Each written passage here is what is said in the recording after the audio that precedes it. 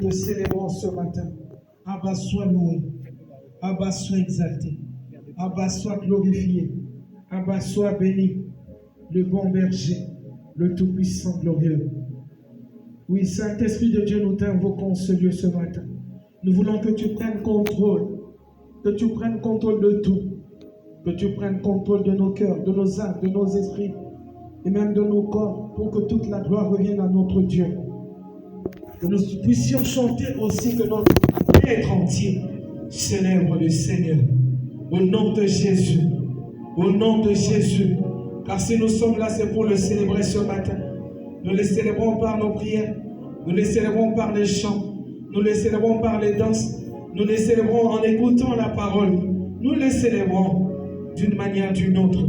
Mais il est censé être élevé. Il est censé être glorifié. Il est censé être célébré. Il est censé être vénéré. Il est censé être glorifié en ce lieu. Que toute la gloire revienne à celui qui règne d'âge en âge. C'est lui à qui appartient le dernier mot sur nos vies. Oui, c'est lui à qui appartient le dernier mot sur nos vies. C'est lui que la Bible dit dans Lamentation qui dira qu'une chose a réussi, ce n'est lui, l'Éternel des armées. C'est lui qui a décidé avant la fondation du monde matériel de faire de nous ses enfants d'adoption, de nous aimer sans condition. Au chat de Boyamande, la Bible dit dans Romains 5, lorsque nous étions encore païens, Jésus-Christ est mort pour nous. Oh, bien-aimés dans le Seigneur, regardez l'amour de ce Dieu. Regardez l'amour de ce Dieu. Il rencontre Jérémie. Il lui dit, je te connaissais pendant que tu étais une masse informe, pendant que tu n'étais rien du tout. Mais je t'avais choisi. J'avais fait de toi. Bien-aimé, ce ne sont pas tes œuvres qui font que Dieu fasse de toi. Et ce ne sont pas, bien-aimé, tes œuvres qui fassent que Dieu fasse de toi quelque chose. Mais c'est la volonté et l'amour de Dieu. Et ce matin, je te le rappelle encore, que tu es un enfant de Dieu, choisi par lui-même. Ce n'était pas une élection humaine, mais c'était une élection divine. Et cette élection t'a choisi à faire de toi enfant de Dieu.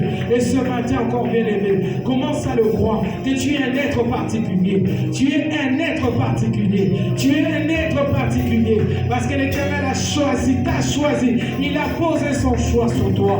Oh, il t'a pointé du doigt. Il t'a pointé du doigt comme Saül, le bien-aimé, qui était dans l'assemblée du peuple d'Israël. Il a été pointé. Il est allé se cacher. Mais Dieu l'a suivi derrière les bagages pour dire que c'est toi le prochain roi. C'est toi le prochain roi. C'est toi le prochain roi. Peu importe, bien-aimé, que ce soit dans la poubelle, que ce soit dans la forêt, que ce soit dans l'océan, que ce soit sous la terre, que tu aies été caché. Il n'y a rien, bien-aimé, qui soit caché devant les yeux de l'Éternel. La Bible dit dans les eaux, même dans les abîmes, il descend, il y voit quelque chose. Même si nous sommes cachés sous une grande pierre, sous le roc, dans l'océan, bien-aimé, sa main va nous saisir. Sa main va nous saisir. Sa main va nous saisir. J'aimerais, bien-aimé, que tu saches que tu es particulier. Tu es particulier. Tu es particulier, tu es différent. Ce n'est pas en vain que Dieu t'a emmené ce matin en ce lieu.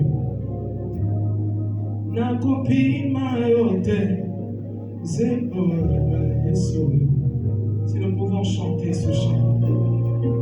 Atozolela, passez au salario.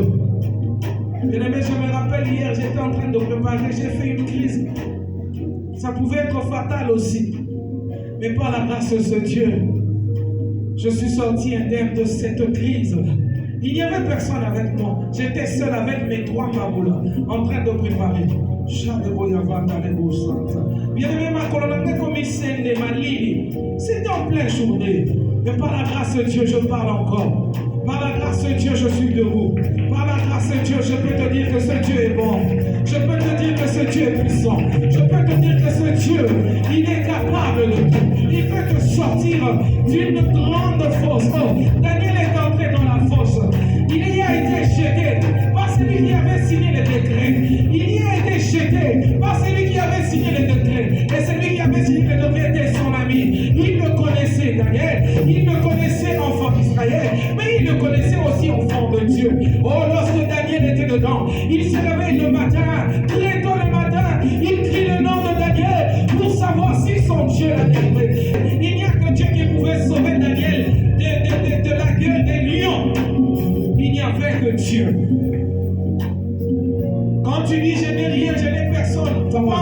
personne. Pense à quelqu'un. Et ce quelqu'un-là, c'est Dieu. Quand tu dis je n'ai pas d'argent, je n'ai personne pour me soutenir, mais j'ai seulement Dieu. Oui, j'ai seulement Dieu. Bien-aimé, ce matin, je te donne mon Dieu. Ce matin, je te propose mon Dieu. Ce matin, je te propose mon Dieu. Oui, reçois-les. Confie ton sort à ce Dieu. Mets en lui ta confiance. Parce qu'il agira. Est-ce que tu peux acclamer le Seigneur? Je voudrais te dire une chose que le Saint-Esprit met dans mes pensées ce matin. Lorsque le train, on va dire, comment on appelle ça en Europe encore? Le métro, comme tu veux. Quand c'est déjà mis en marche, la seule chose qui l'arrête, c'est le terminus.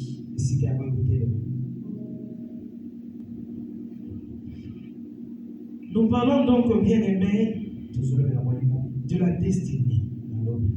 Famille, source de destinée. Du moins pour cette année, nous sommes arrivés à la fin de ce programme.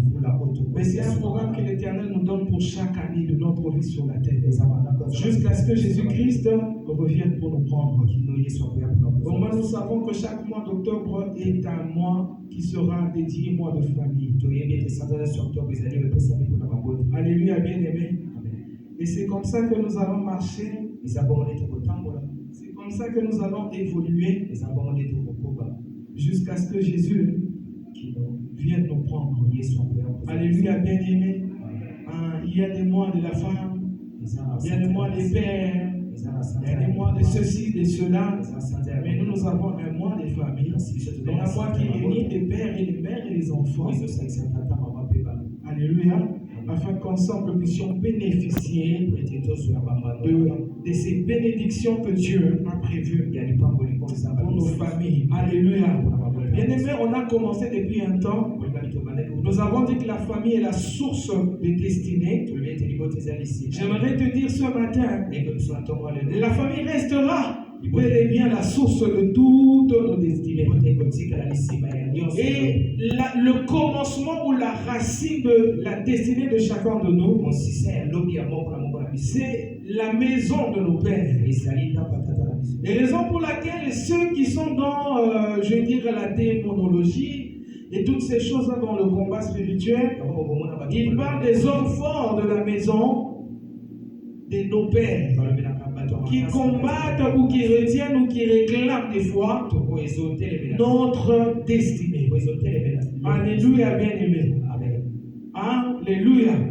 C'est pour te dire, bien-aimé, le commencement de ta destinée, c'est dans ta famille. C'est dans la maison de ton père. Ça ne sera jamais à l'extérieur. Mais je vais te dire aussi une autre chose ce matin. L'accomplissement de ta destinée, ce n'est pas la maison de ton père. C'est au dehors de la maison. C'est là-bas maintenant qu'il y a l'accomplissement de la destinée qui avait comme source sa famille. Ou ta famille. Alléluia, bien-aimé. C'est comme ça que les choses se passent. On peut lire Joseph, on peut lire Jacob, on peut lire Abraham. Et d'ailleurs, Abraham, Dieu est venu carrément pour lui dire: sors de la maison de ton père. Mais tout ce qui faisait Abraham, la racine bien-aimée de sa vie, c'était chez les Chaldéens. C'était le caractère de son père qu'il avait hérité. C'était, on va dire, la répercussion du nom qu'il a reçu de son père. Tout ce que Abraham vivait, bien-aimé. C'est comme ça que lorsque Dieu vient dans sa vie, il ne le laisse pas Abraham, mais il fait de lui Abraham. Il change même son nom. Parce que ce nom-là dépendait aussi de son parcours. Du parcours que Dieu avait tracé pour lui. Des choses qu'il devait rencontrer dans sa vie. Alléluia, bien-aimé. J'aimerais que ce matin, avant que nous mettions un point final, du moins pour cette année, que nous puissions comprendre, bien-aimé, qu'on a d'abord commencé par démontrer d'où vient notre destinée. La source de chaque destinée, nous avons compris que c'est nos familles. Alléluia, bien-aimé. Et maintenant, entre cette source et l'accomplissement de cette destinée dans nos vie. Il fallait que nous soyons capables de comprendre c'était quoi la destinée. Et nous avons défini en ce lieu la destinée comme étant le rêve de Dieu. Et nous avons dit encore en ce lieu que cette destinée ayant comme source nos familles, ça veut dire que nos familles peuvent nous influencer en bon ou en mal. De la même manière, les Écritures disent que Dieu bénit l'obéissance des pères jusqu'à 1000 générations. Les mêmes Écritures disent aussi que Dieu punit la désobéissance des pères jusqu'à 4 générations. C'est-à-dire, si ton père était désobéissant, c'est que vous allez vivre sera la punition ou la malédiction de Dieu. Si ton père était obéissant, c'est que vous allez vivre dans le futur sera la bénédiction pendant combien? 1000 générations. Alléluia. Amen, bien-aimé. Et si nous regardons la fin de chaque chrétien, de chaque enfant de Dieu, la Bible dit que quand Christ nous prendra, nous reviendrons ici pour vivre. Il aura un règne de combien? De 1000 ans. Alléluia, bien-aimé. Amen. Amen, bien-aimé. Dieu ne dit jamais des choses au hasard. Ta famille va influencer ta façon de vivre. Ta famille va influencer ton futur. Ta famille va influencer ta destinée. C'est pourquoi, bien-aimé, sachant, connaissant cela, nous n'avons pas voulu que nos familles vivent comme toutes les familles de la terre, mais que nous ayons un fondement, que nous ayons une base, que Jésus-Christ soit le socle, soit la base, soit le fondement, comme l'apôtre Paul a dit aux disciples, a dit dans la parole, je suis venu pour savoir au milieu de vous Jésus-Christ, mais Jésus-Christ crucifié. Donc Jésus-Christ doit être le fondement. Alléluia. Jésus-Christ doit être le fondement de la doctrine chrétienne. C'est comme ça, si nous sommes chrétiens, Jésus doit être le fondement de chaque famille chrétienne de la terre. Et si c'est le cas, bien-aimé, comme on a parlé des racines en ce lieu, selon Romains chapitre 11, alléluia, si les prémices étaient, comme on a dit, les prémices étaient saintes, la masse le sera aussi. Alléluia, bien-aimé. La masse le sera aussi. Et quand nous parlons des prémices ici, nous prenons Christ comme cette prémisse. Nous prenons Jésus-Christ comme cette base, comme ce commencement. Alléluia. Ou le commencement d'un arbre, ce n'est pas par les fruits, mais c'est par les racines. Donc c'est Jésus-Christ qui est la racine. Alléluia, bien-aimé. Où Jésus-Christ doit être la racine. Ce n'est pas en vain, bien-aimé, que Dieu nous a envoyé cette parole, cette pensée. C'est pour nous dire, bien-aimés, de ne pas à tout moment accuser nos familles d'être la source de nos échecs, de nos problèmes, de nos malédictions, ainsi de suite. Pensez, bien-aimés, dans le Seigneur, que Dieu bénit aussi les familles pour 1000 générations, s'il y a eu une obéissance quelque part. Alléluia, bien-aimés. Alléluia. Nous autres, avec le micro ce matin, nous étions aussi quelque part. Nous étions aussi enfants, ignorants de beaucoup de choses, et même de l'histoire de nos familles. Nous avons marché avec des gens qui étaient sorciers, qui ont touché à la magie, mais qui étaient membres de nos familles. J'ai raconté mon histoire enseignée avec ma tante qui m'emmenait là où elle partait pour prendre la lumière chez les malades. Figurez-vous, bien-aimés dans le Seigneur, ma mère et mon père ne connaissaient pas, ne savaient pas ce qui se passait lorsque je sortais avec cette personne. Mais ces choses-là, je les ai vécues moi-même. Et c'est moi qui vous raconte cette histoire. Alléluia, bien-aimé dans le Seigneur. Pour vous dire qu'encore un peu, si j'avais encore progressé, grandi avec cette tante dans la maison, je serais aussi peut-être dedans. Alléluia, bien-aimé. Mais comme Dieu, c'est lui qui est le maître de chaque destinée, c'est lui qui décide de chaque destinée. Elle a fait quoi? quoi? Les problèmes ont surgi dans la famille. La tante est sortie de la maison. On s'est séparés jusqu'aujourd'hui. Elle n'est jamais retournée chez nous à la maison.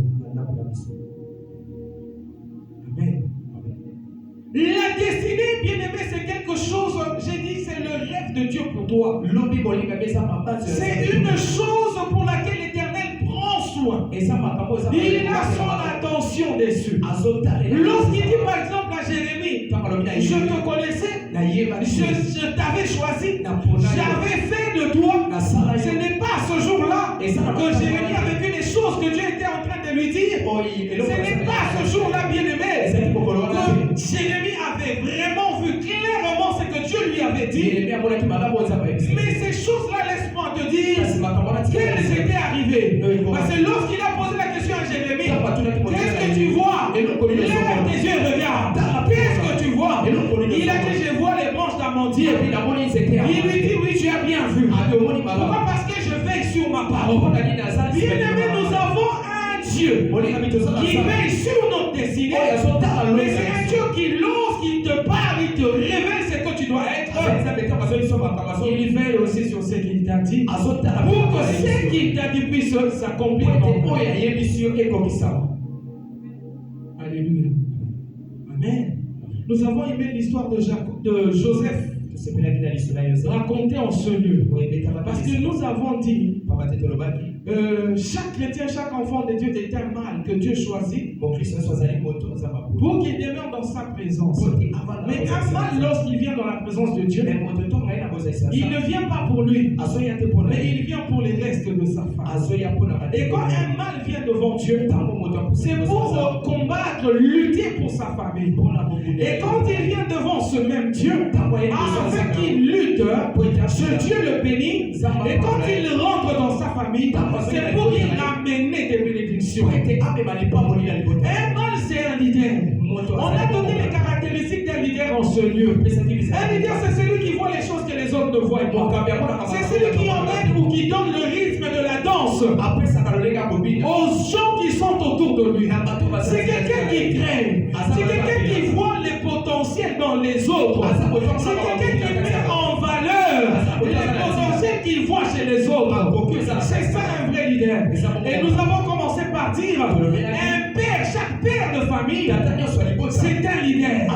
C'est un mâle. Car quand nous regardons, lorsqu'Israël était dans le désert, quand il fallait aller ramasser la manne, ce sont les mâles qui sortaient. Ce sont les pères qui sortaient.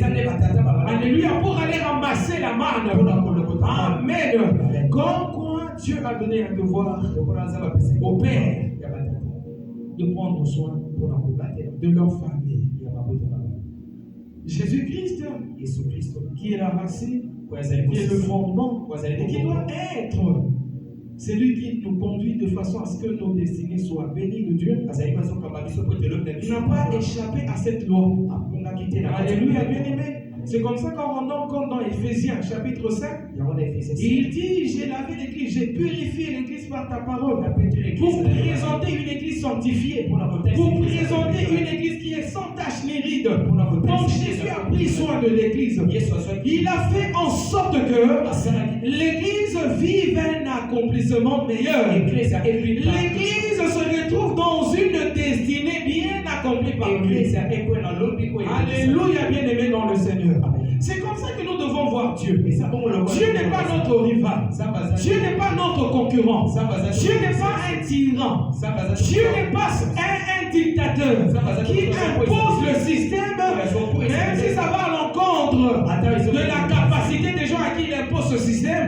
Il reste comme quelqu'un qui n'entend pas. Non. Il a d'ailleurs dit que ses oreilles ne sont pointues. Sa main n'est pas courte. Donc nous avons un Dieu qui établit un système sachant la capacité des gens à qui il va imposer ce système. C'est comme ça, bien-aimé, que Jésus a raconté l'histoire des talents. En disant comment se mettre lorsqu'il a donné des talents, il a donné selon les capacités de chacun. Dieu ne te donnera jamais quelque chose qui pèse plus lourd. Il a dit dans sa parole que tu ne seras pas tenté au-delà de tes forces. Regarde comment Dieu classifie les choses. Il ne te donne pas une chose qui dépasse ton intelligence. Je te connaissais. Je t'avais choisi. J'avais fait de toi. Alléluia, bien-aimé. Ce n'est pas par hasard que tu es là ce matin. Ce n'est pas par hasard que tu es devenu chrétien. Ce n'est pas par hasard qu'on t'appelle enfant de Dieu. C'est parce qu'il te connaissait. Il t'avait choisi. Il avait fait de toi. C'est comme ça que tu te retrouves sur ce chemin. Bien-aimé, je vais dire à une personne comme l'apôtre avait dit le jeudi en ce lieu. La destinée, c'est un chemin tracé par Dieu. Peu importe ce qu'on peut rencontrer, peu importe ce que nous pouvons rencontrer, ce qui est sûr, bien aimé, c'est que nous arriverons au terme de notre parcours vers la destinée. Et ça ne dépend pas de ta vision, ça ne dépend pas de comment tu vois les choses, ça ne dépend pas de comment tu entends les choses, ça ne dépend pas de ce que tu aimes et que tu n'aimes pas. Non, ça dépend de ce que Dieu a tracé. La Bible dit toutes choses concourent au bien de ceux qui aiment Dieu, de ceux qui sont appelés selon ses desseins. La Bible ne dit pas que toutes choses concourent au bien de ceux qui aiment Dieu et de ceux qui ont tracé les desseins pour les proposer à Dieu. Non, bien aimé, les desseins on les trouve.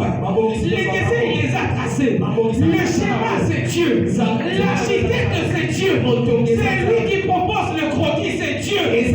On se contente du croquis. Vous savez, bien aimé, on peut avoir l'argent pour construire un immeuble.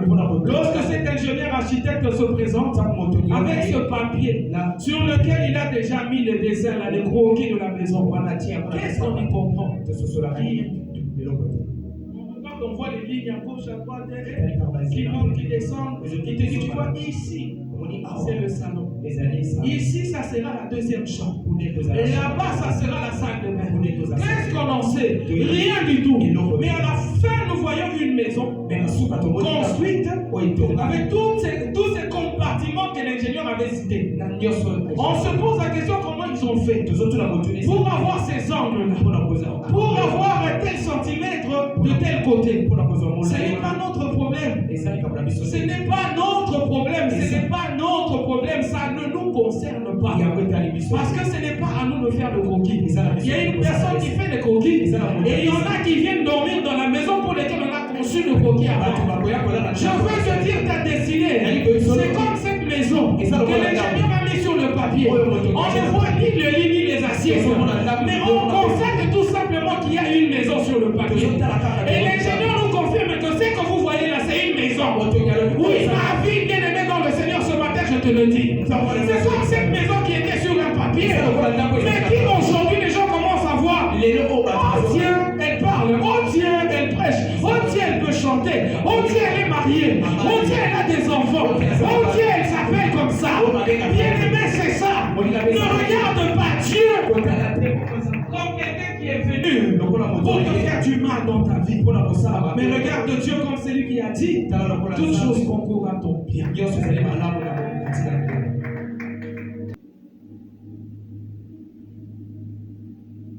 La destinée a donc sa source dans la maison du Père. L'aboutissement ou l'accomplissement de la destinée, c'est en dehors de la maison.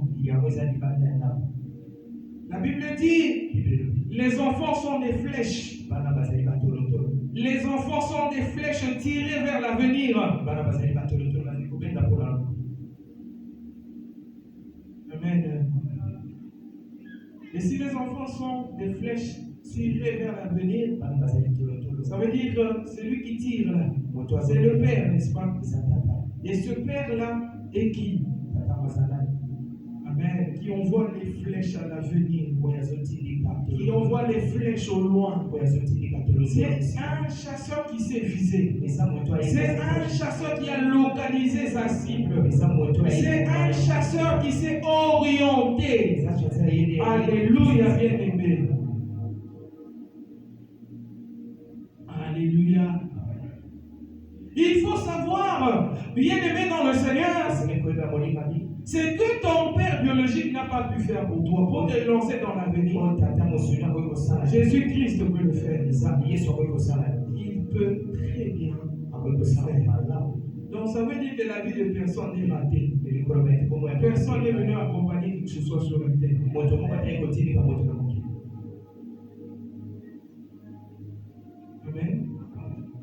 la vie de personne n'est une vie ratée. Il y a un frère qui priait avec nous à l'époque. À un moment donné de sa vie, il y avait trop de problèmes et toutes ces choses. Et son grand frère lui dit,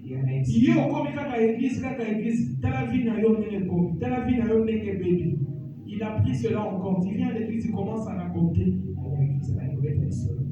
Et tu sens que cette chose-là l'avait vraiment touché, choqué, dérangé, au point qu'il n'a pas vu le point positif dans sa faiblesse. Il n'a vu que les points négatifs. Alléluia. Alléluia. Bien-aimé, ta vie ne dépend pas de ce que tu entends, de ce que les gens disent. Ton avenir ne dépend pas de ce que les gens disent de toi ou sur toi. Il y a un seul qui peut dire des choses sur toi. Et de qui ta vie ou ton avenir dépend. C'est Dieu. Il a dit dans Jérémie, je connais le plan que j'ai formé sur vous.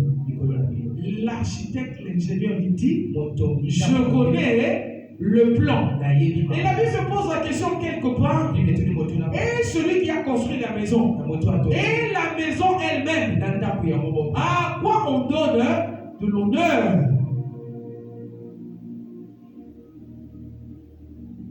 Alléluia. Alléluia. Ah, cette maison est jolie.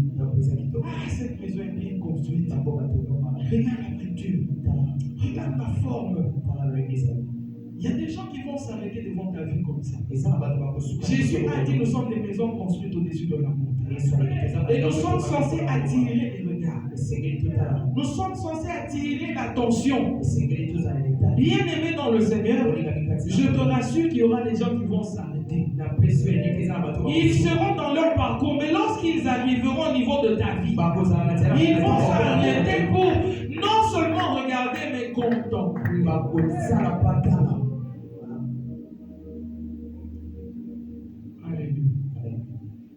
Alléluia. Ils vont s'arrêter. Et laisse-moi te dire, de la même manière qu'on dit la maison est belle, indirectement, les fleurs sont jetées sur l'architecte qui a conçu.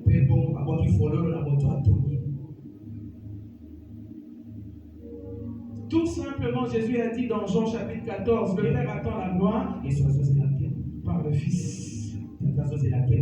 Le Fils, c'est cette maison prête. Alléluia. Et le Père, c'est l'architecte. C'est le chasseur qui s'est visé, qui s'est lancé des flèches au loin. Alléluia, bien-aimé. Alléluia. Amen.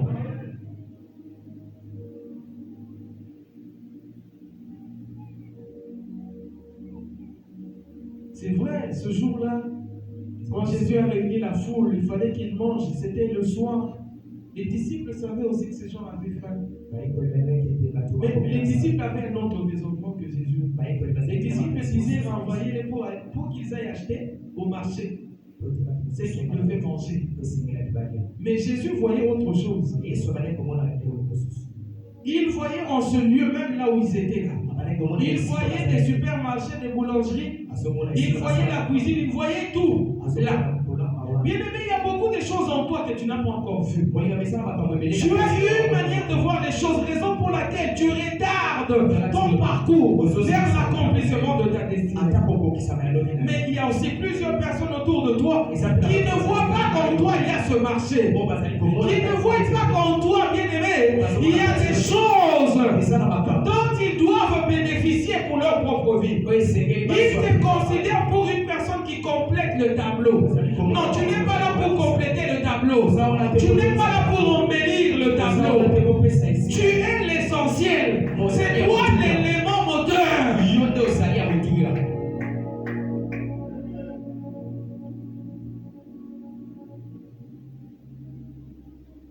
Alléluia. Un bon père, il lance des flèches. Mais j'aimerais que nous puissions parler de Joseph aussi ce matin. Je voudrais qu'on parle des 5 étapes qu'a suivi Joseph et de ses 5 vêtements. Alléluia. De ces 5 vêtements qu'il avait portés dans son parcours vers sa destinée. Alléluia. Alléluia. Quand nous sommes dans Genèse chapitre 37, là-bas, nous voyons comment Joseph est né d'une famille, comment le père de Joseph conçoit pour lui un habit à plusieurs couleurs. Alléluia, bien-aimé. Et quand Joseph est venu au monde, c'est en ce moment-là que Jacob avait pris la décision de quitter la maison de son oncle Laban. Il a dit que c'était suffisant le temps qu'il avait fait là-bas. Il a travaillé pendant 14 ans pour Laban. Et quand il a demandé partir, il a dit, je n'ai fait que travailler pour toi. Après, son oncle lui a accordé de travailler pour lui. C'est comme ça qu'il avait dit, si ces brebis ici mettent au monde des petits qui sont achetés ou rayés, ils seront à toi. Ceux qui n'auront pas de couleur, ils auront de couleur unique, seront à moi. Alléluia, bien-aimé. Et Jacob est allé prier Dieu. J'aimerais te dire ce matin, bien-aimé, le parcours de destinée de chacun de nous a des étapes. Mais si tu veux bien franchir chaque étape de ton parcours, alléluia, il faut consulter Dieu. Il faut consulter Dieu dans la parole, la méditation de la parole, dans la prière, bien-aimé. Car quand on n'est pas dans la méditation ou dans la prière, on n'entendra jamais Dieu nous parler. C'est grâce à cela, bien-aimé, que nous entrons en contact avec le Père. Nous entrons en contact avec l'architecte, bien-aimé. Nous risquons de penser à autre chose que Dieu n'a pas dit ou Dieu n'a pas prévu parce que nous sommes détachés de lui. Mais si nous sommes attachés à lui, si nous sommes dans la communion avec notre Dieu, nous aurons la capacité de connaître quelle est la volonté de Dieu nous concernant. Raison pour laquelle à chaque étape de notre parcours, nous sommes censés chercher Dieu pour connaître sa volonté, savoir ce qu'on doit faire et ce qu'on ne doit pas faire. Bien aimé, il arriverait que tu n'entendes pas distinctement la voix de Dieu. Il arriverait que le fait que tu sois attaché à lui, que tu poses des actes que toi-même tu n'as pas compris, mais ce sont des actes qui vont te propulser, les actes qui vont t'aider à aller de l'avant. Comme la Bible dit, c'est lui qui crée en nous le vouloir et le faire. On se retrouve en train de poser les actes inconscients, mais qui nous aident à demeurer dans le parcours que Dieu a tracé pour nous, qui nous aident à demeurer sur le chemin que Dieu a tracé pour nous. Car qu'est-ce qui est important pour nous si ce n'est rester dans la direction divine?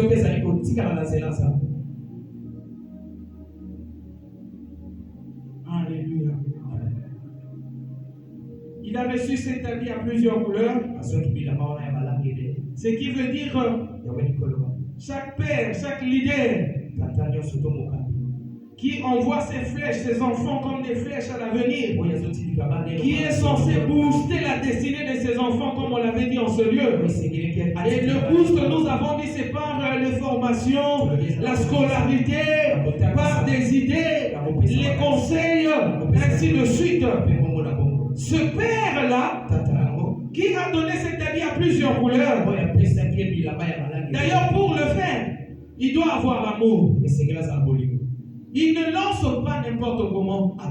Il le fait parce qu'il a de l'amour pour ses enfants. Et ces plusieurs couleurs, bien aimées, ce sont des opportunités de la vie. Ce sont des possibilités de la vie.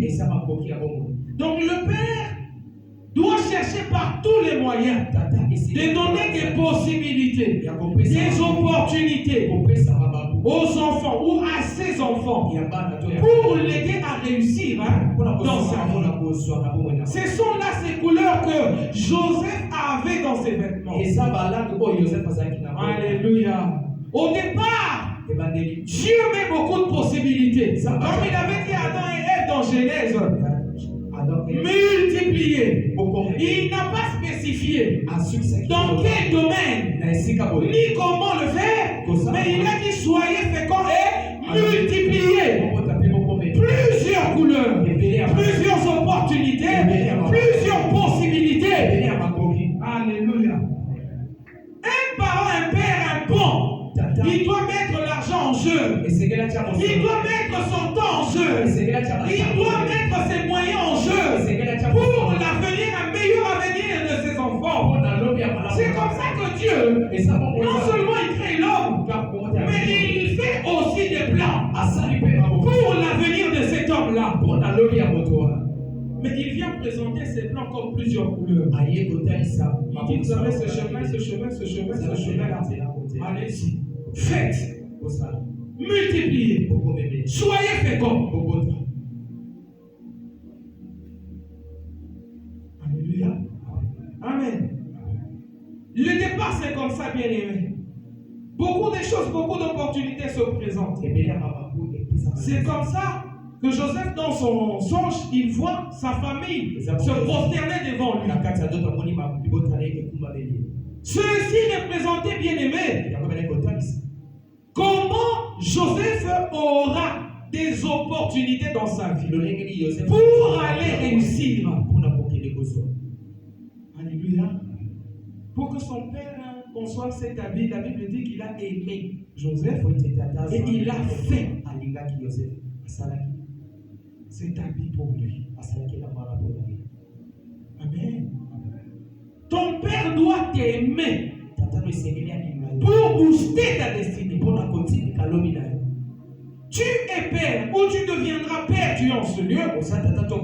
Tu dois aimer pour booster. Et si tu n'aimes pas, tu ne le feras pas. Parce que ces choses-là, ça ne se demande pas par les enfants. Papa booste-moi, papa aide-moi. Papa, montre-moi les opportunités. Non. Papa doit savoir que je suis censé être ce chasseur qui voit au loin, qui connaît sa cible, qui a la capacité de lancer son enfant comme une flèche. Alléluia. Comme Dieu qui a donné à Jésus toute sa grâce. La Bible dit, il ne lui a pas été donné une onction par mesure. Non. Il lui a donné toute la plénitude. Alléluia. Toute la plénitude. C'est-à-dire dans toute cette plénitude, il y a toutes ces couleurs. Il y a toutes ces opportunités. Il y a toutes ces possibilités. Et quand nous entrons en Christ, c'est en Christ bien-aimé que nous trouvons aussi cette onction-là dans sa plénitude. Et c'est alors que nous aussi, nous ne recevons pas cette onction-là à mesure, mais nous recevons la plénitude.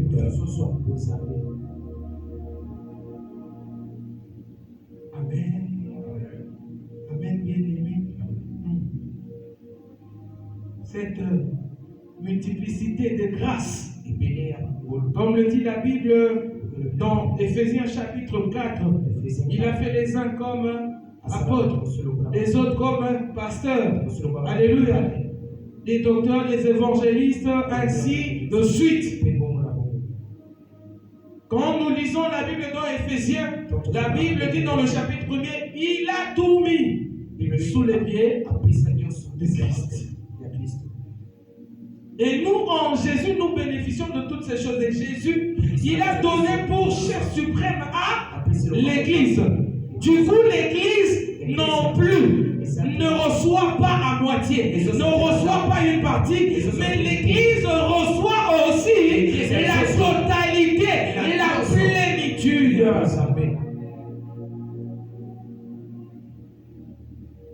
Amen. Bible appelle notre Dieu le Dieu de toute grâce. Nous sommes sauvés par grâce.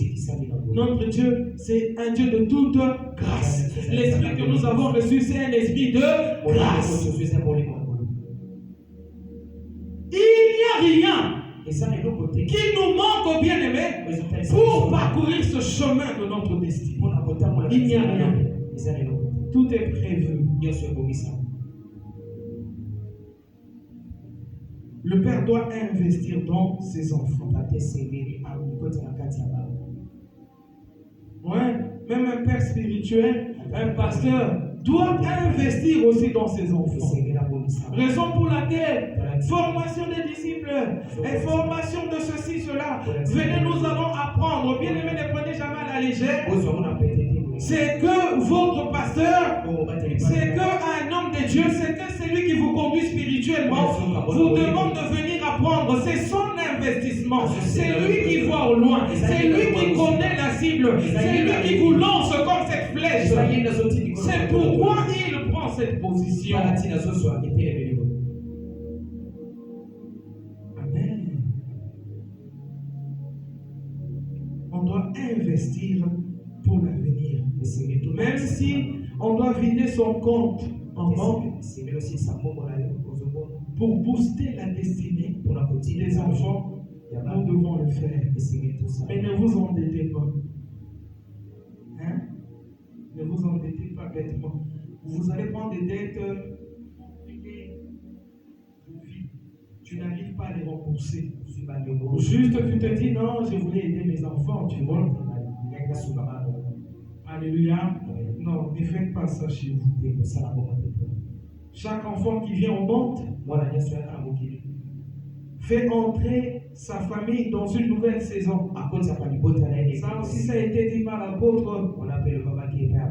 Parce qu'on ne vient pas au monde en vain.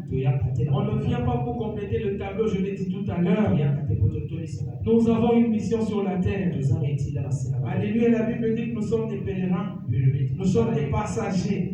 La terre appartient à Dieu et nous sommes les occupants. Quand tu occupes un endroit, tu es censé quitter un jour.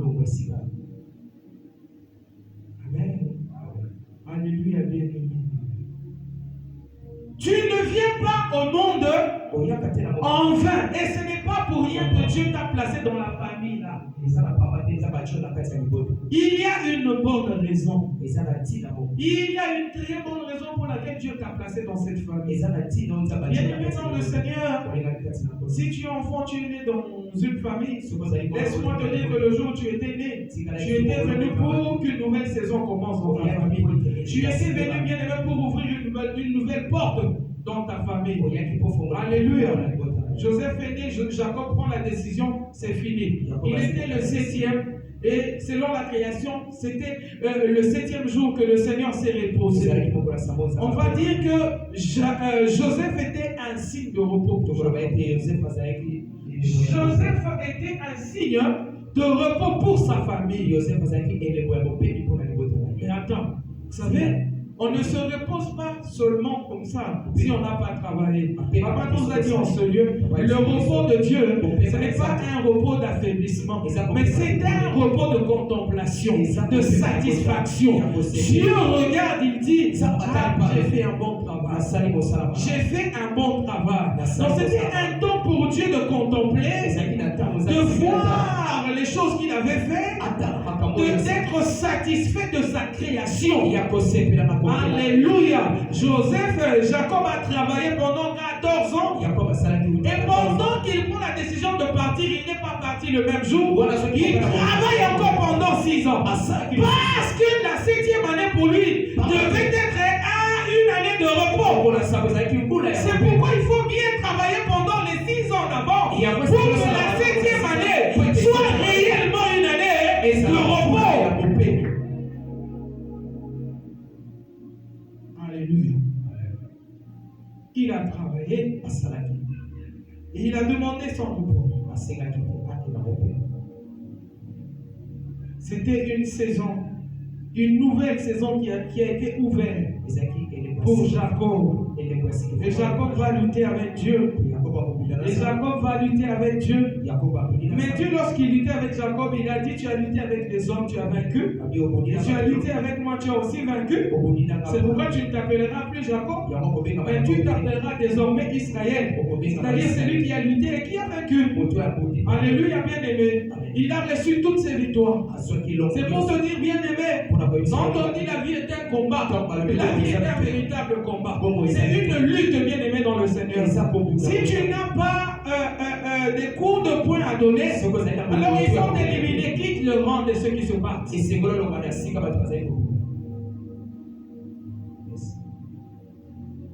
Ne dis pas pourquoi ceci m'est arrivé. Ne dis pas pourquoi tout le temps des problèmes dans ma vie. Ne dis pas pourquoi tout le temps les difficultés dans ma vie. Mais c'est la base, c'est le fondement. C'est de là que l'Éternel partira pour ressortir. On ne peut pas parler de victoire s'il n'y a pas eu de combat. Qu'est-ce que tu veux? Il faut qu'il y ait des gens qui te combattent. Il faut que la porte se ferme devant toi pour exercer ta force, savoir si tu es capable de rouvrir cette porte. Alléluia. Il faut qu'il y ait la résistance.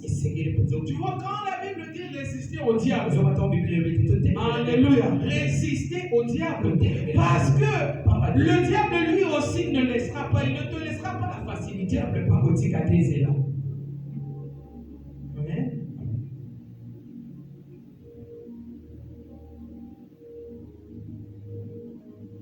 Et pour Israël, comme le dit la Bible dans Hébreu, dans le temps, le Dieu a parlé à son peuple par des prophètes, ainsi de suite.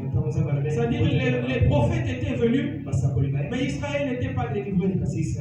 Alléluia. Jacob a eu des enfants avant, mais ce n'était pas le temps de repos. Ce n'était pas les enfants qui ouvriraient la saison du repos. Alléluia. Mais lorsque Joseph arrive, la saison du repos commence. Israël n'était pas sauvé par les prophètes qui sont venus avant Jésus. Ils ont certes emmené des messages venant de la part de Dieu. Il y a eu même des juges en Israël qui étaient serviteurs de Dieu directement, à qui Dieu parlait directement.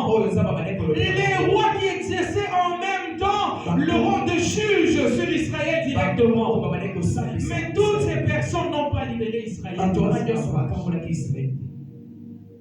Quand Jésus est venu, quand le 7e est venu, alléluia, Jésus se présente devant la Samaritaine. Jésus dit à cette femme qui est ton mari, il dit, je vais lui parler. Tu as bien parlé parce que tu as eu 5 maris. Même celui avec qui tu es ici aujourd'hui, ce n'est pas non plus ton mari. Alléluia. Ça veut dire que la femme a totalisé combien? 6. Mais quand il a reçu Jésus le 7e, les choses ont changé dans sa vie. Elle a reçu le repos. Quel est l'acte que la femme a posé pour présenter le repos qu'elle a reçu? Ce qui pesait sur elle, elle l'a déposé au pied de Jésus, là-bas au puits. Alléluia. Alléluia, bien-aimé. Quand une nouvelle saison commence, il y a toujours un acte. Une nouvelle saison marche toujours avec un acte.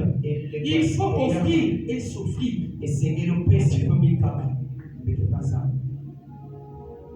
Alléluia. Il faut offrir et s'offrir à Dieu. L'acte que la femme a posé de déposer sa cruche bien-aimée, il a dit carrément à Christ, en tout cas, Ama, au Zwinga, au Longinai, Zouanayo. Là, elle a laissé la cruche, mais elle est allée appeler les gens. Donc, elle a servi Dieu au même moment.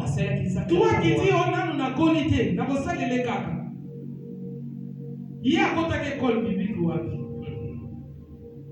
À soi qui formation, il y a combien de temps? Si ce n'est quelques minutes, elle est partie rapidement pour appeler les gens. Bien aimé, le reste viendra après. Va d'abord dire que j'ai rencontré un homme. J'ai trouvé maintenant un véritable mari qui prendra soin de moi. Ah, cette fois-là, C'était un mari qui allait lui-même aller au puits pour aller puiser. Ça ne serait plus cette femme qui allait puiser de l'eau. Mais même quand tu rencontres Jésus, tu rencontres son repos. C'est ton 7e mari qui vient pour changer les choses. Il ouvre une nouvelle saison. Amen. Israël était sauvé. Israël a reçu son repos, son affranchissement lorsque le Christ était venu. Dans tout ceci, il faut savoir qu'il y aura aussi des acteurs. Les acteurs de la destinée. Mais les acteurs de la destinée, bien aimés, sont de 2 catégories. Il y en a qui viennent pour détruire, empêcher à ce que la destinée s'accomplisse. Mais il y en a aussi qui viennent pour booster la destinée. Mais les 2 catégories sont inconscients de ce qu'ils font. Alléluia. Amen.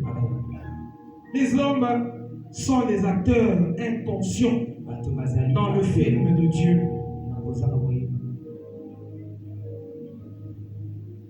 Amen. Pourquoi j'ai dit qu'ils sont des acteurs inconscients? Parce que Dieu ne viendra pas tous les matins pour dire toi tu vas aller à Lemba. Et à Lemba tu vas rencontrer un papa qui s'appelle Jean-Pierre. Et Jean-Pierre va t'énerver. Et quand toi aussi tu vas t'énerver, vous allez vous battre. Quand vous allez vous battre, Jean-Pierre sera vainqueur. Non, c'est pas comme ça que les choses vont se passer. En fait, Dieu a tout le monde, comme la Bible dit, dans sa main. Il le regarde lui-même, il sait que la date d'aujourd'hui, là, c'est le 30. Alléluia. C'est le 30 octobre.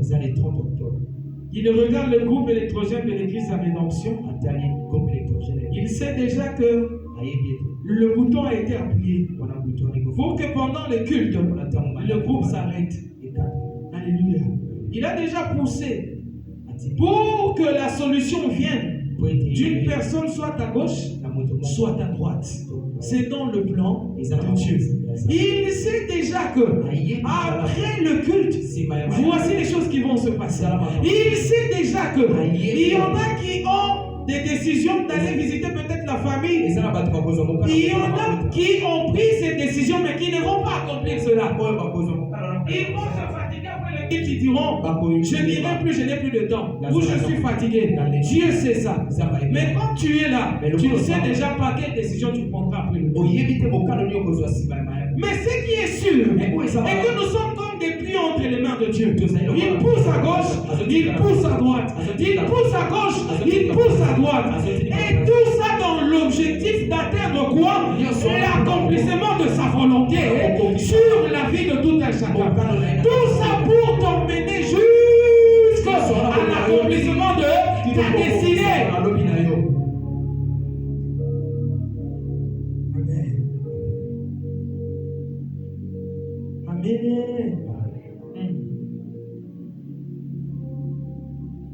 Comme l'histoire de cet homme-là qui avait demandé à Jésus de guérir son serviteur. Jésus a dit qu'il parte là-bas chez lui. Les Juifs ont intervenu pour dire que Jésus devait faire ça pour lui parce qu'il a construit la synagogue. Alléluia. Et Jésus aussi était d'accord. Il a dit on doit aller alors chez lui. Mais l'homme envoie dire à Jésus il n'est pas obligé de quitter ce lieu et d'arriver jusque chez lui parce qu'il n'est pas digne de le recevoir chez lui.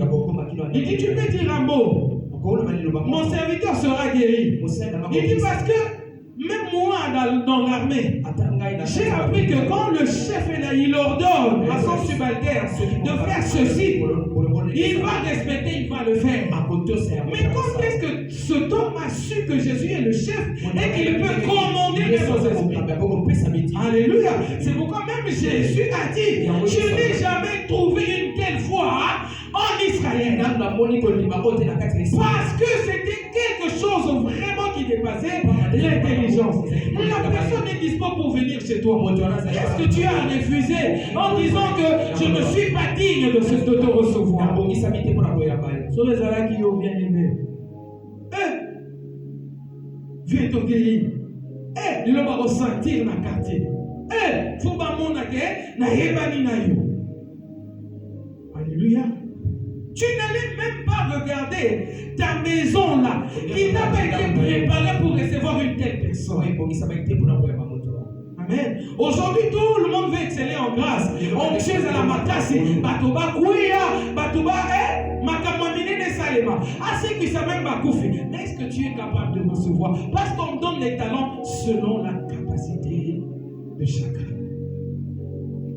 Est-ce que ta maison est propre? Est-ce que cette maison est prête pour recevoir une telle personne? Amen. Même le jour où Jésus devait aller chez Lazare, après venant hier, il a dit aujourd'hui, je serai chez toi. Il a dit qu'il y a une marge. Il y a besoin d'un bar au bon moment. Alléluia. Amen. Amen, bien-aimé.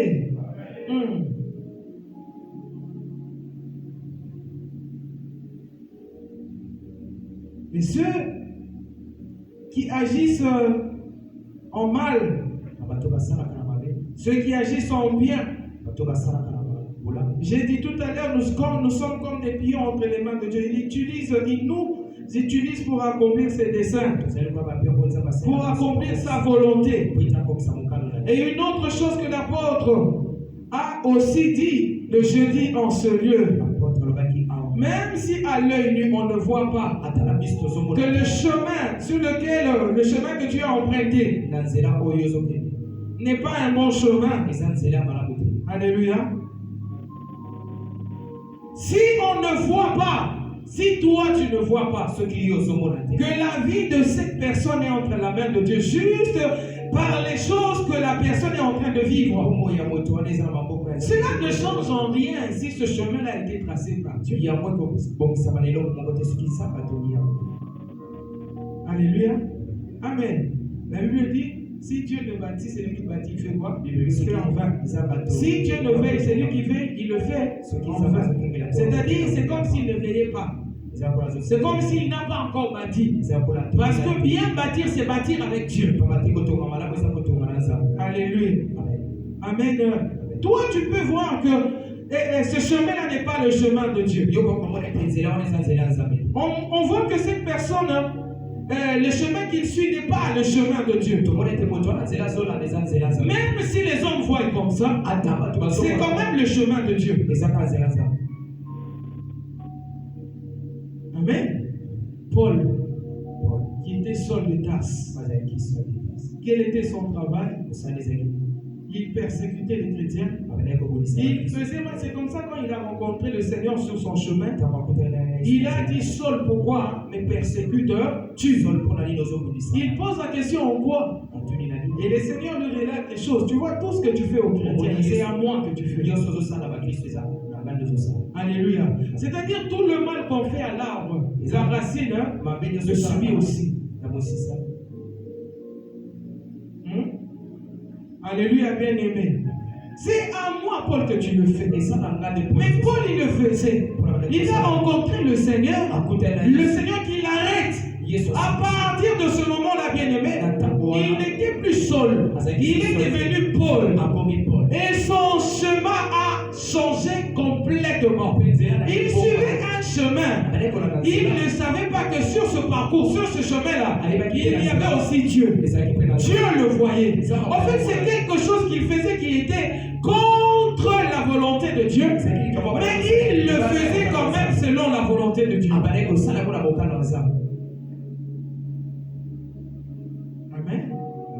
Est-ce que je me fais comprendre? Parce que si Dieu n'était pas avec lui, il n'allait pas le voir sur son chemin. Cette fois-là, c'était la fin. C'est pourquoi Dieu est venu l'arrêter. Il a dit, c'est bon. Maintenant, rentre. Va chez Ananias. Alléluia, bien-aimé. Notre destinée peut être éloignée de nous. Mais cela ne veut pas dire, puisqu'on a parcouru une longue distance, on ne peut pas reculer. Même le monde dit, reculer pour mieux sauter. Et on l'a renvoyé. Alléluia. c'était bien. Il était peut-être dans la volonté de Dieu. Il faisait des choses qui n'étaient pas bien pour les chrétiens. Il faisait des choses qui dérangeaient les chrétiens. Mais il faut savoir que dans le parcours de chaque enfant de Dieu qui va vers sa destinée, il y a toujours des personnes qui sont là, qui cherchent à arrêter, qui cherchent à empêcher la continuité de ce parcours. Amen. Et pour lui-même, a rencontré le Seigneur. Il a été baptisé. Il est devenu comme lui-même s'appelait l'apôtre des païens. Amen. C'est dans son parcours que ces choses-là se sont passées. On peut ne pas se rendre compte. Mais laisse-moi te dire, comme celui qui craint le vouloir et le faire, tu ne sauras pas. Mais tu es déjà dedans en train d'appliquer la volonté de Dieu. Tu ne sauras pas cette personne que tu vois te haïr, qui te pousse vers certaines décisions, qui te révolte. Dieu l'utilise. Il utilise sa colère pour te révolter. Parce que Dieu ne veut pas que tu restes au même endroit. Il veut que tu quittes cet endroit. Tu dois partir de là. Tu dois quitter ce lieu-là. Mais comment quitter? Si tu n'as pas été boosté, si tu n'as pas été poussé à quitter, tu dois quitter, mais quelque chose doit se passer pour que tu quittes. On ne combat pas une destinée. On ne combat pas une destinée. Car toute chose concourt au bien de ceux qui aiment Dieu. Pendant que les frères de Joseph conspiraient le mal contre Joseph, ils pensaient lui faire mal. Mais ils étaient en train d'accomplir la volonté de Dieu. Parce que vous savez, bien aimé, si Joseph n'était pas allé jusqu'en prison, Joseph ne serait pas en contact avec le roi. Il ne pouvait pas, si cette époque-là avait des téléphones, ça veut dire que les chansons et le panetier, ils ont laissé leur carte de visite à Joseph, sur lesquels il y avait leur numéro de téléphone. Alléluia, bien aimé. Des fois, nous allons dans des endroits juste pour avoir le contact avec notre destin. Des fois, nous rencontrons des personnes qui nous aideront tout simplement à rencontrer. Ce ne sont pas eux les boosters principaux de notre destinée, mais ils sont quand même utilisés pour ce bout dans ce petit moment-là, juste comme un petit pont, juste comme un fil de contact. Alléluia. Alors il faut veiller. Il faut veiller à chaque personne que Dieu envoie dans ta vie. Il faut veiller à chaque personne que tu rencontres dans ta vie. Il faut veiller, bien aimé, sois seulement bien. Ne choisis pas avec qui tu vas être bien, avec qui tu peux être grincheux, avec qui tu peux être méchant, avec qui tu peux être colérique, ainsi de suite. Non, sois seulement bien parce qu'on ne sait jamais.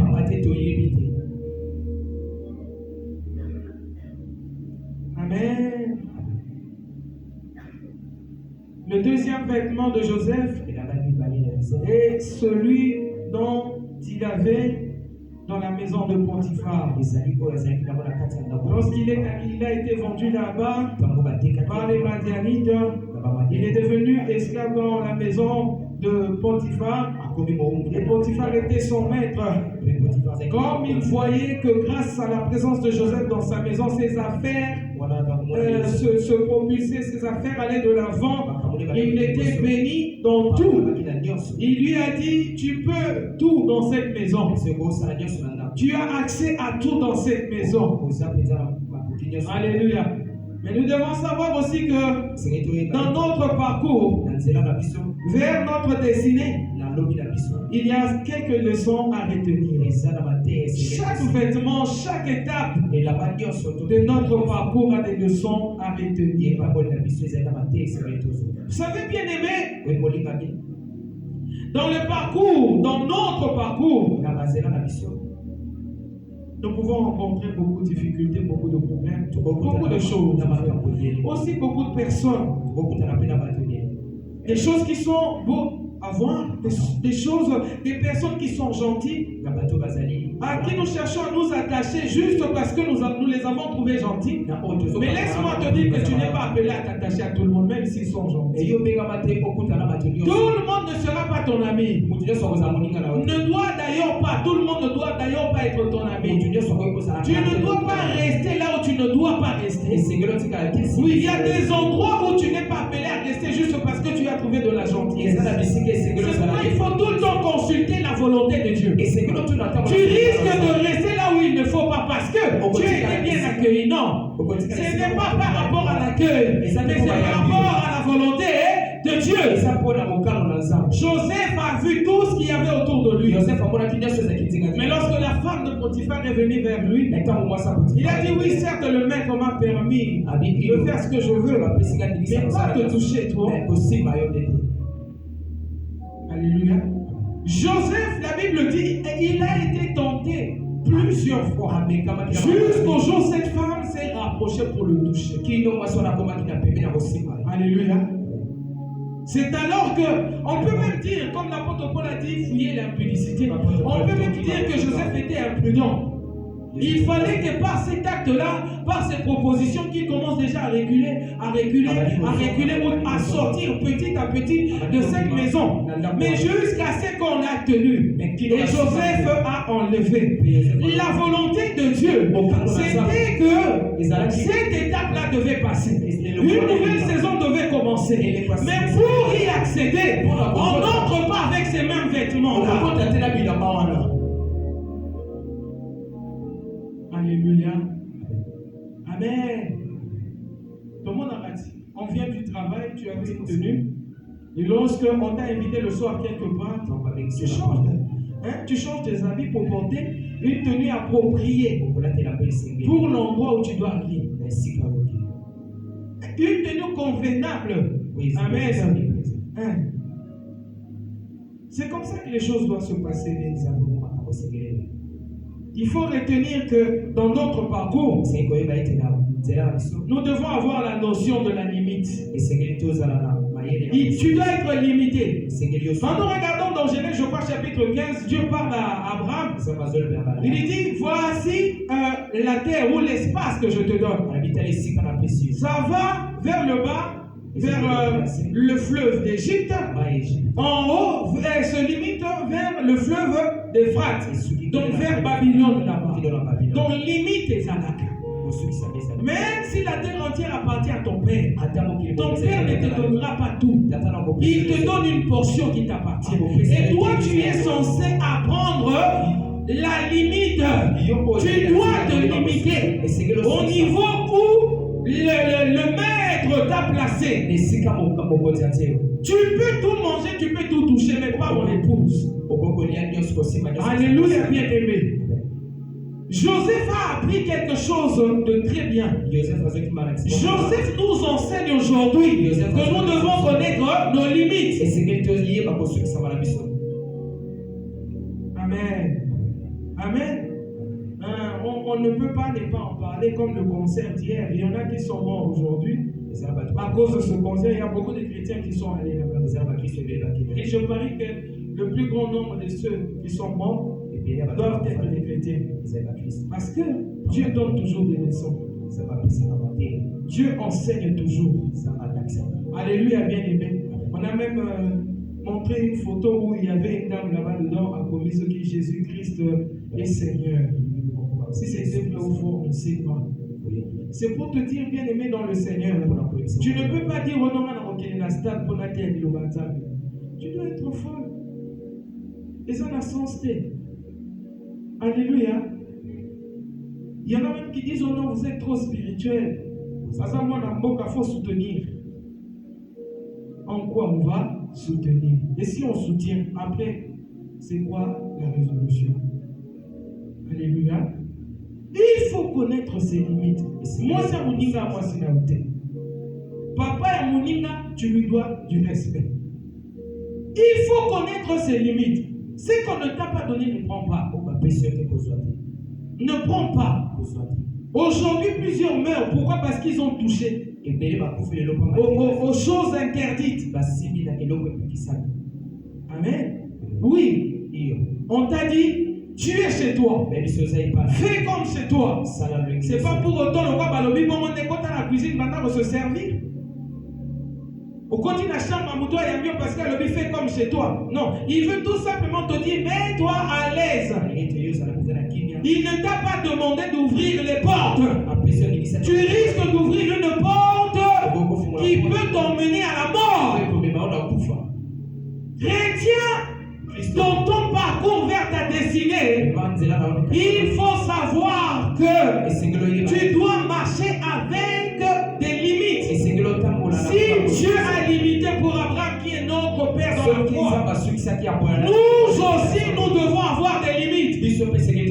Babylone est la terre de Dieu, mais Babylone ne nous appartient pas. Alléluia. Égypte, c'est la terre de Dieu, mais Égypte ne nous appartient pas.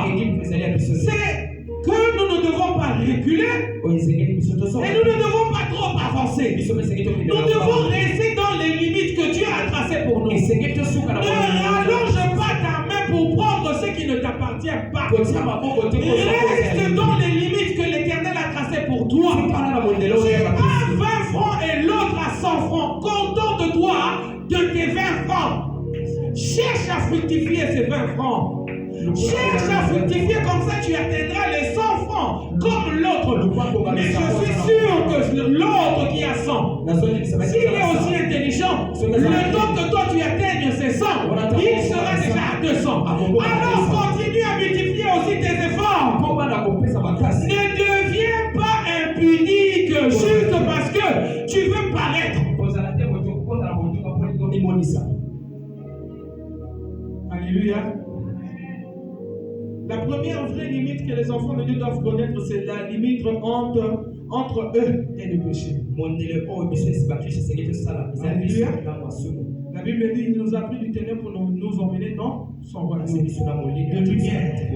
Et que la Bible rajoute que nous ne pouvons pas commettre les œuvres du ténèbre parce que nous ne sommes pas du ténèbre, nous sommes de la lumière. Donc, quand tu marches, quand tu manges, quand tu t'habilles, quand tu rencontres les gens, cherche la lumière. Cherche là où se cache la lumière. Cherche là où se cache la lumière, bien aimé. Même si la personne est mal habillée, cherche la lumière. Si tu restes avec ton regard braqué sur son habillement, tu risques de rater la lumière qui est cachée derrière cette personne. Quand on reste à la vallée, on ne sait pas voir ce qui est caché derrière la montagne. Mais quand on se décide de gravir, d'atteindre le sommet de la montagne, c'est alors qu'on arrivera à voir ce qui était caché derrière la montagne. Des fois, il faut prendre des décisions. Il faut se lever. Il faut aller de l'avant. Donc la leçon à retenir dans le deuxième vêtement, dans le deuxième état, la deuxième étape de la vie de Joseph, c'est donc la limite. Alléluia. Alléluia. Il a laissé son vêtement entre les mains de la femme de son maître. Malgré l'opulence, malgré toutes ces bonnes choses, il n'a pas trouvé cela comme une proie arrachée. Il n'a pas profité de l'occasion.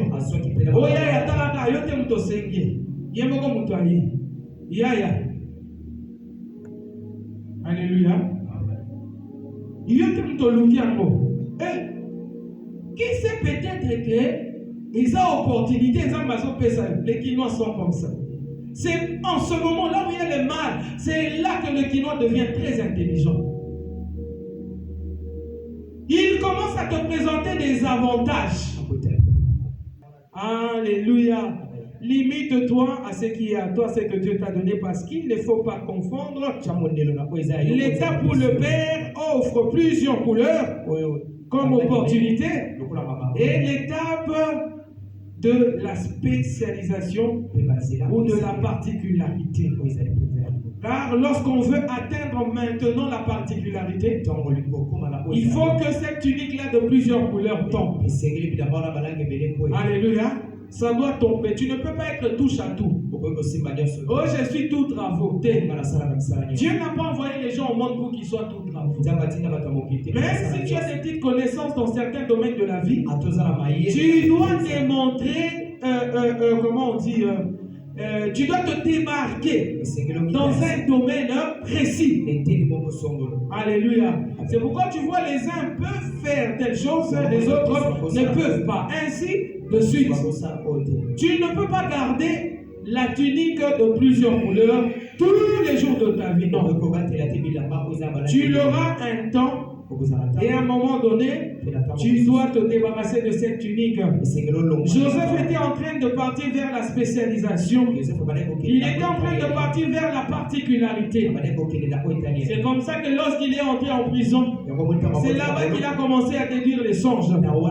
Il a démontré sa couleur. Il a démontré sa spécialité. Il a démontré sa particularité. Il est resté dans ça. Du coup, même lorsque les chansons et le panetier sont sortis de la prison, ils n'ont pas parlé de Joseph en d'autres termes. Ils ont parlé de Joseph en un terme précis. Il sait déduire les songes. La préoccupation du roi, c'était quoi? Qu'on déduise le songe qu'il avait reçu. Personne n'était capable de le faire. Ils ont dit, nous connaissons quelqu'un. Nous étions avec lui dans la prison. Voilà qu'il nous avait dit ceci ou cela par rapport au songe qu'on avait eu. Et ce qu'il avait dit était accompli.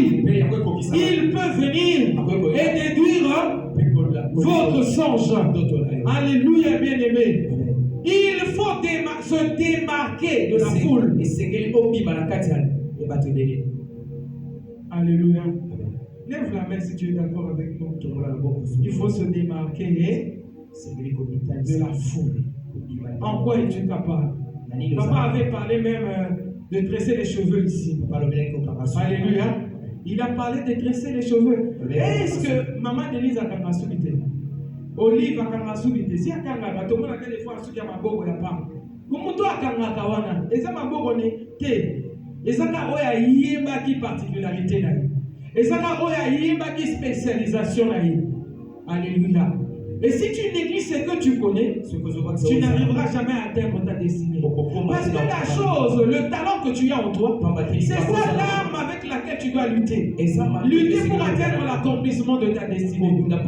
Sans une arme, bien aimé, le combat est déjà vaincu. Si tu n'as pas une arme dans ta connaissance dans ta destinée, ta connaissance dans ton parcours, c'est ça l'arme avec laquelle tu luttes. Alléluia, bien aimé. Si Jacob n'avait pas la hargne ce jour-là, cette nuit-là, en luttant avec Dieu, s'il n'était pas déterminé, s'il n'a pas démontré sa détermination comme il l'a fait pendant 20 ans chez Laban, alléluia, bien-aimé, il allait abandonner ce combat. Mais bien aimé, nous ne sommes pas, comme la Bible dit, de ceux qui abandonnent pour perdre.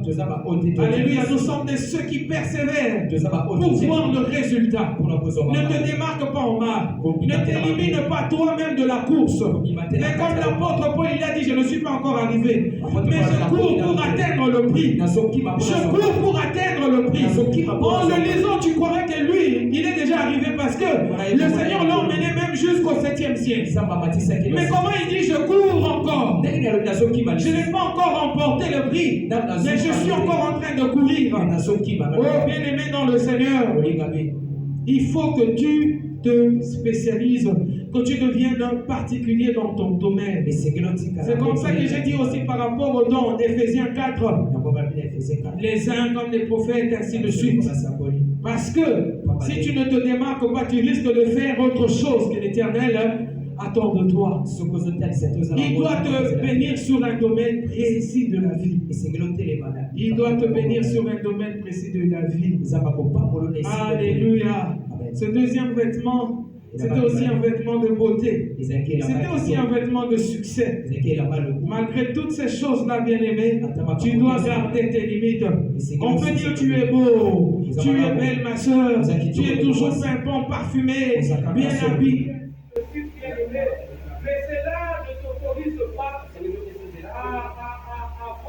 tes limites. Aller au-delà de tes limites. Même si tu connais le succès, même si tu as la beauté, même si tu as autant de richesses, même si tu as autant de capacités, même si c'est possible pour que tu aies cette chose-là, l'école ce n'est pas à toi, fixe-toi tes limites. Fixe-toi tes limites. Alléluia. Ne cherche pas la gloire des hommes. Jésus-Christ dans Jean chapitre 6. La Bible dit a nourri cette population. Ils ont mangé le lendemain, ils sont encore venus. Et ils sont en train de dire celui-ci est certainement le roi des Juifs. Ils ont voulu faire de Jésus-Christ roi. Qu'est-ce que Jésus a fait? Il a fui. Il n'était pas séduit par cela. Jésus a fui. Il a fui cette royauté. La Bible dit qu'ils ont voulu faire de lui un roi, mais Jésus a échappé. Alléluia. Échappe de la gloire des hommes. Échappe des acclamations des hommes. Échappe, bien aimé, des compliments des hommes.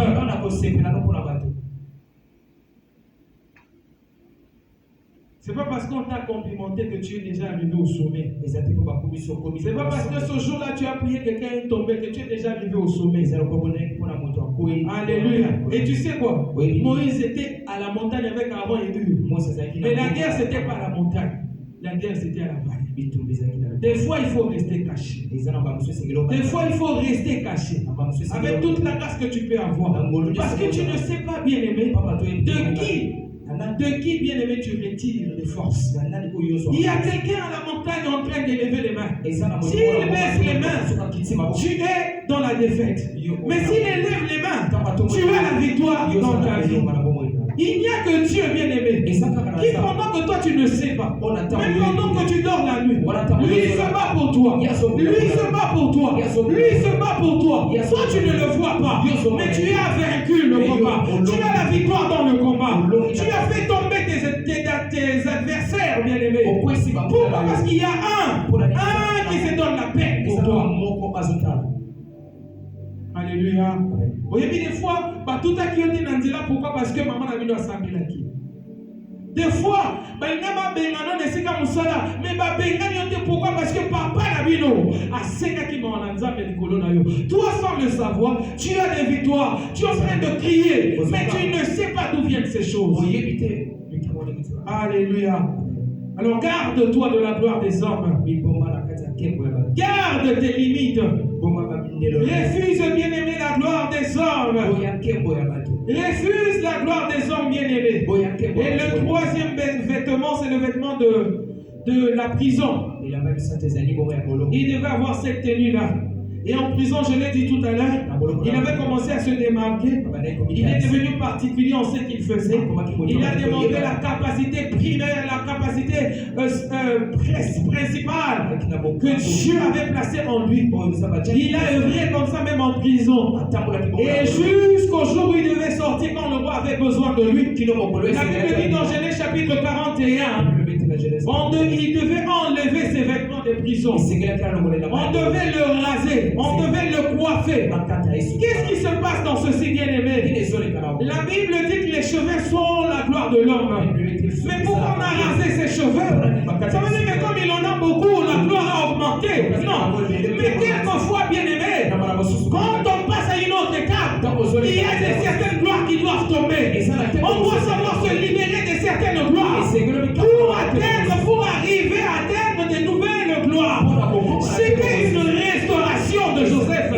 C'était un recommencement avec Joseph. Parce que dans le chemin de la destinée, on doit reculer pour mieux sauter. Alors il a reculé. On a rasé ses cheveux. On a fait descendre cette gloire première qui devait passer pour qu'il passe à la gloire. La Bible le dit. La gloire de la seconde maison sera plus grande que la gloire de la première maison. Si on ne sait pas faire passer la première maison avec sa gloire, on restera là-bas en train de dire en Égypte, on mangeait des concombres, on mangeait de la viande, on était bien, il y avait des sépulcres, on fallait nous laisser là-bas. Mais bien aimé, le problème ce n'est pas là où tu étais, le problème c'est là où tu dois aller. Et Dieu ne te voit pas par rapport à là où tu es, il te voit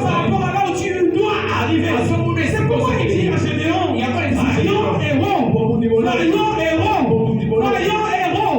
Bien-aimé, c'était pour une victoire future. C'était pour une guerre qui n'avait pas encore été entamée. C'était pour un combat qui n'avait pas encore commencé à lutter. Et c'est pour ça que Dieu lui dit victorieux. C'est pour ça que Dieu lui appelle vaillant héros. Bien-aimé dans le Seigneur. Il ne faut pas aimer les noms du présent. Il faut aimer les noms du futur. Parce que le présent, c'est dans le présent que tu vis dans ta difficulté. Que tu vis dans cette lutte. Quand tu vis dans ton combat, bien-aimé, mais ce qui est sûr, c'est que un jour tu sortiras de là.